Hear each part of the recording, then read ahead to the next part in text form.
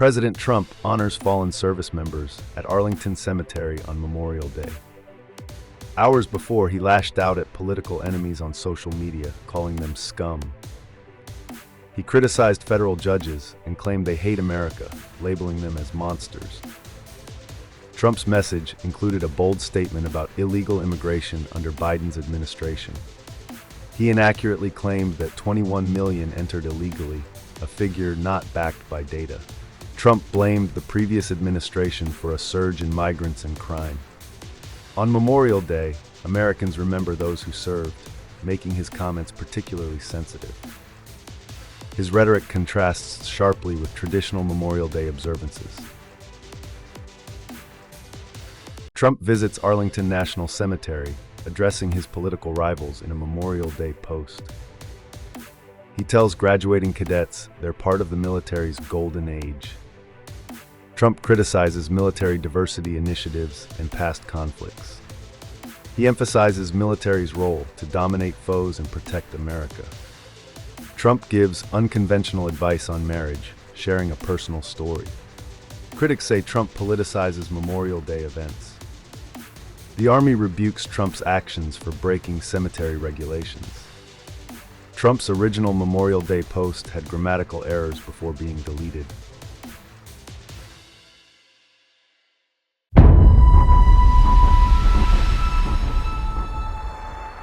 Russia and Ukraine swap hundreds of prisoners, reflecting rare cooperation during the ongoing war.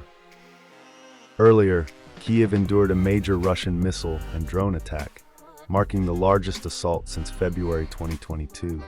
Officials reported at least 12 fatalities and numerous injuries from the latest attack. Russia's defense ministry confirmed the exchange of 303 soldiers from each side across 3 days. Zelensky announced the return of 303 defenders, thanking various military branches for their service. Family members anxiously awaited news, such as Natalia Borovic, who celebrated her brother's return. In Istanbul, both sides agreed to a massive swap of 1,000 prisoners, a breakthrough in peace talks. Russia launched the largest single aerial attack on Ukraine with 367 drones and missiles. Uri-Inat reported 69 missiles and 298 drones were used, including Iranian-designed Shahed drones. Kyiv was solemnly observing Kyiv Day, a national holiday marking the city's founding. Zelensky reported attacks affected over 30 cities and villages, stressing the need for increased sanctions on Russia. Zelensky condemned the strikes as targeting ordinary cities, urging global action against Russia. Keith Kellogg condemned the attacks as a violation of the Geneva Protocols, demanding a ceasefire. Russia claims to have shot down 110 Ukrainian drones overnight, escalating the conflict further. Explosions echoed through Kyiv as air defense battled drones and missiles for hours. At least 4 died and 16 were injured in Kyiv on a difficult Sunday morning. In Zhytomyr region, 3 children tragically lost their lives amid the chaos. In western Ukraine, multiple regions suffered losses with 4 killed in Khmelnytsky region. Kyiv Mayor Vitaly Klitschko reported a student dormitory was hit and walls were aflame. The intensity of these drone attacks marks one of the worst strikes since early 2022. In Markalivka, villagers watched their devastated homes, comparing it to Bakhmut. Lyubov Fedorenko recalls her family's narrow escape from tragedy as her house was hit. The POW exchange marks the largest swap for civilians since the war began. Fighting shows no signs of stopping along the 1,000-kilometer front line. Tens of thousands of soldiers have lost their lives in the conflict. Russia's defense ministry reports advancements in the Kursk region. Yaroslav Yakimkin states troops are advancing daily toward Ukrainian borders. Russian forces have successfully taken Marine and Lochnia in northeast Ukraine. Advancements are also noted in the Kharkiv region around Vovchansk.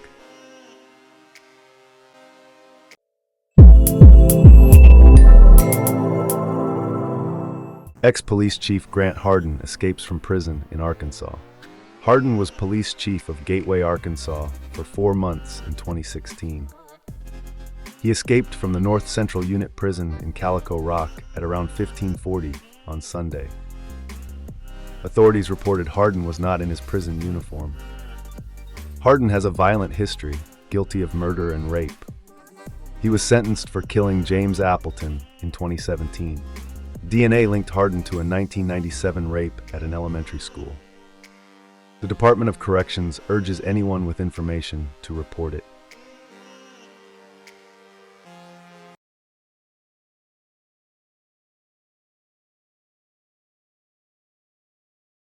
We present a photo of the wanted fugitive.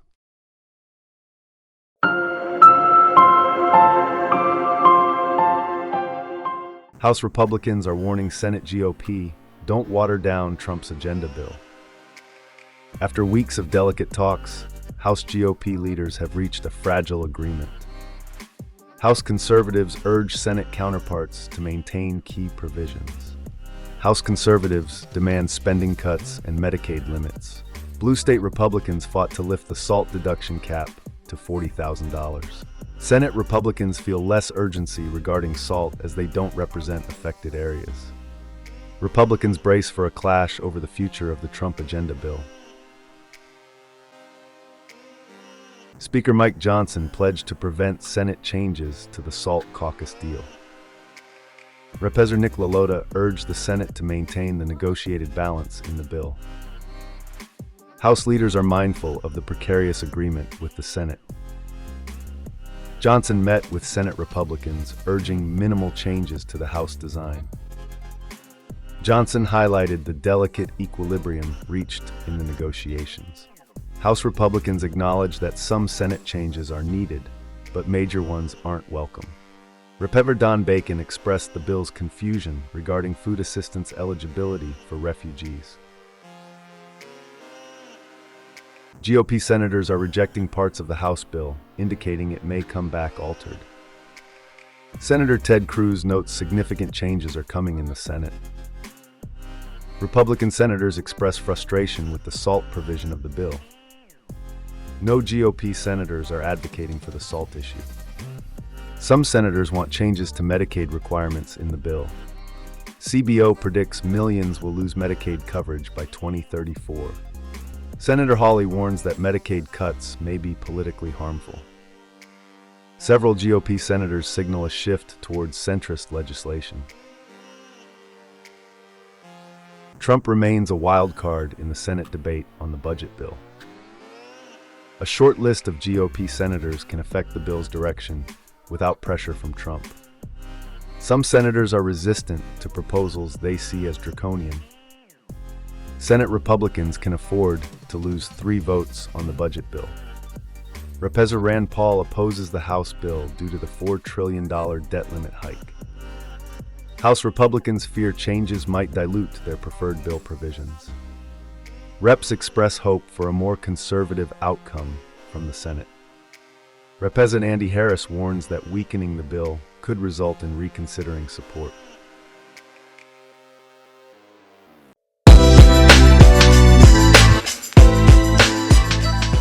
Trump has agreed to extend the deadline for EU tariff negotiations.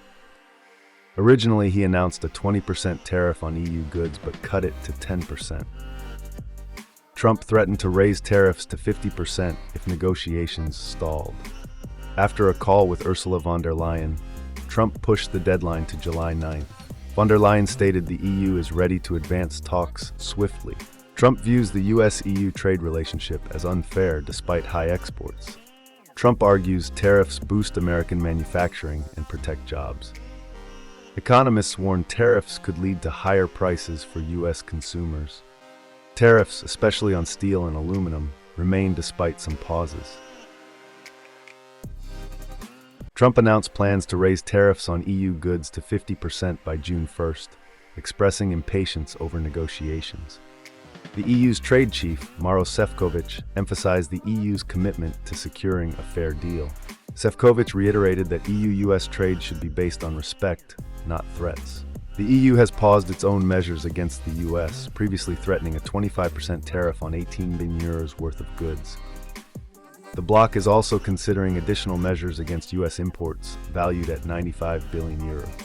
European leaders, including France and Germany, urge for a diplomatic solution to avoid escalation. They warn that raising tariffs could harm both economies significantly.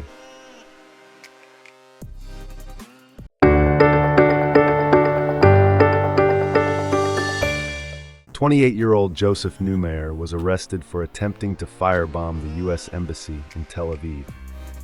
Neumayer, a dual citizen, was arrested by FBI agents at JFK after deportation from Israel. He was first spotted in Tel Aviv carrying a dark-colored backpack near the embassy. Neumayer attempted to evade capture by spitting on an embassy guard before escaping. He left behind a backpack containing 3 Molotov cocktails, according to the DOJ. Authorities found incriminating social media posts about burning the embassy and threats to Trump. Neumayer faces a minimum 5 years and a maximum of 20 years in prison if convicted.